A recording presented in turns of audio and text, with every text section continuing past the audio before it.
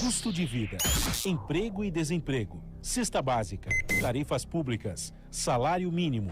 Agora, na Brasil Atual, a análise do DIEESE. Fazemos contato agora com Clemente Ganslúcio, diretor técnico do DIEESE. Bom dia, Clemente. Bom dia, Glauco. Bom dia, ouvintes. Clemente, a gente teve aí o resultado do INPC em dezembro e, no fim das contas, o reajuste do salário mínimo ficou abaixo da inflação. Especula-se ainda que o governo possa até voltar atrás e complementar esse reajuste para igualar pelo menos o índice inflacionário, mas de qualquer forma é algo bem distinto da política de valorização do salário mínimo que vigorou no Brasil e foi tão importante para a economia e também para o equilíbrio social do país nos últimos anos, não? Exato, Glauco. Quando o governo encaminha o reajuste do salário mínimo para 1º de janeiro, não há ainda a definição de qual foi a taxa de inflação para o mês de dezembro, o 12º mês que completa, portanto, a variação da inflação, no caso do salário mínimo medido pelo Índice Nacional de Preço ao Consumidor, o INPC, pesquisado pelo IBGE. Somente entre o dia 5 e do dia 10 de janeiro, que o IBGE fecha todo o trabalho de sistematização da coleta de preços, fecha a variação da inflação para dezembro e, portanto, consegue-se ter qual é a variação anual. O governo, como encaminha esse processo no último dia útil de dezembro, não tem, portanto, a inflação de dezembro e faz uma estimativa. O governo estimou em 4,11%, reajustando o salário mínimo para R$ 1.039. Entretanto, a inflação de dezembro, especialmente pressionada pelos alimentos, especialmente pelo preço da carne, mas também por pressão no preço dos combustíveis, por exemplo, teve uma variação acumulada no ano, pressionada em dezembro, para 4,48%.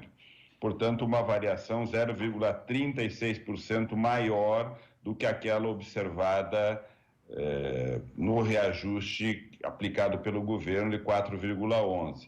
A legislação que rege o salário mínimo determina que o governo faça até o próximo reajuste, portanto até janeiro de 2021, a recomposição dessa diferença. Poderá fazê-lo para o mês de fevereiro ou nos meses seguintes até no próximo reajuste que deverá acontecer em janeiro de 2021. Agora, tão importante quanto essa recomposição, ou talvez muito mais importante do que a recomposição em si, é a preocupação pelo fato de que o governo interrompeu a política de valorização do salário mínimo e, portanto, não tem mais aplicado sobre o valor do salário mínimo o crescimento real.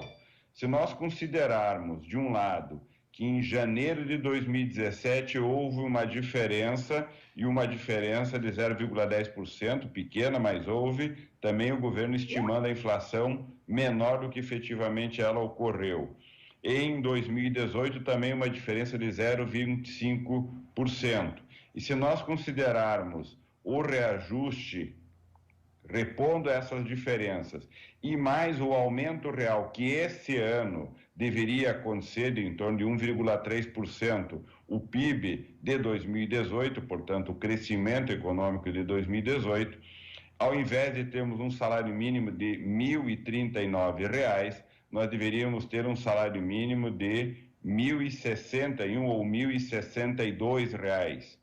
Portanto, um salário mínimo R$ 22 ou R$ 23 maior do que o valor atual. Isso significa, se considerarmos o conjunto de trabalhadores que recebe salário mínimo, em torno de 48 milhões de pessoas no Brasil que tem a remuneração referenciada no salário mínimo, nós estamos falando de uma perda de massa salarial de mais de 1 bilhão por mês e ao longo de um ano uma perda de massa salarial da ordem de 14 bilhões, se nós considerarmos a diferença entre as recomposições de inflação, mais o aumento real que o salário mínimo passou a não ter mais efetivado, porque o governo Bolsonaro não renovou a política de valorização.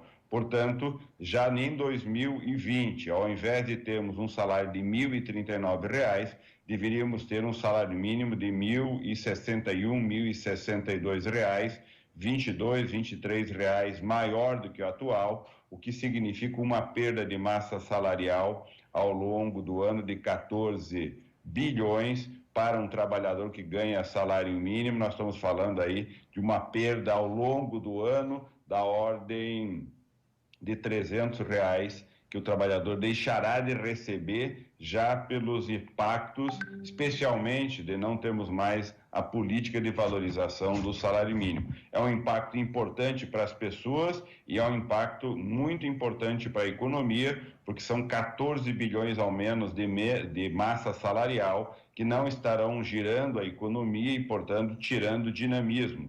Lembremos, por exemplo, que o governo comemorou a liberação de parcelas do Fundo de Garantia o ano passado e falava assim que o governo estaria liberando naquele momento mais ou menos 30 bilhões de reais, o que seria muito importante para animar a economia.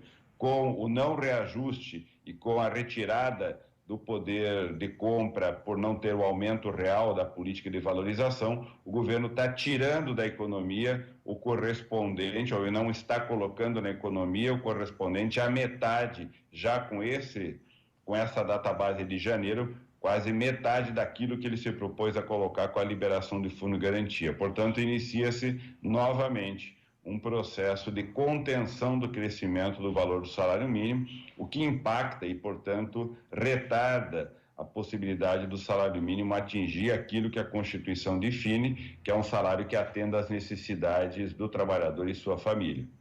Glauco. E esse é um aspecto importante, né, Clemente? Porque o governo acaba abrindo mão também de um instrumento poderoso para possibilitar a recuperação da economia. Porque os últimos dados a respeito, por exemplo, do crescimento industrial mostram isso, né? A gente tem uma demanda reprimida, salários baixos, mercado de trabalho precarizado e nível de desemprego ainda alto. Ou seja, não tem como as pessoas consumirem. Se o salário mínimo também não for reajustado acima da inflação, o governo acaba abrindo mão justamente desse instrumento que poderia ser poderoso para recuperar a economia. Exatamente. O salário mínimo é um instrumento importante para fixar a base salarial, impedir com que haja um arroxo dos valores salariais, mas no caso do Brasil o salário mínimo precisa crescer para atender aquilo que a Constituição define e, portanto, a sua valorização tem por objetivo aproximá-lo daquilo que a Constituição define. Uma vez o crescimento do salário mínimo acontecendo, ele contribui positivamente para melhorar as condições de vida das pessoas, porque um salário mínimo com maior poder de compra significa maior capacidade do trabalhador e da trabalhadora financiar o seu orçamento, mas a economia também ganha. Ganham as empresas porque vendem mais, ganha o governo porque a economia gerando mais, gera mais tributo e a arrecadação do governo cresce. É evidente que as empresas gastam mais com salário, mas isso elas compensam com o incremento da produtividade. O governo gasta com o salário mínimo porque paga mais previdência social, mais benefícios sociais, mas também arrecada mais, ou seja, todos ganham. Ganha a economia, ganham as famílias, ganha o governo, com uma política de distribuição de renda e o papel que o salário mínimo tem, especialmente na redução da pobreza, ou seja, na medida em que ele permite a base salarial crescer, esse crescimento auxilia de forma bastante importante, bastante impactante o processo de redução da pobreza na economia brasileira pela dimensão virtuosa, pela dimensão da geração de emprego e da geração de emprego com salários melhores.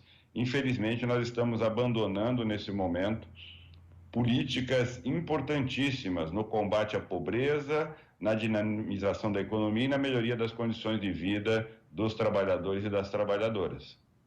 Lau. Tá certo, Clemente. Muito obrigado pela sua participação e até amanhã. Até amanhã. Conversamos com o diretor técnico do DIEESE, Clemente Ganslúcio.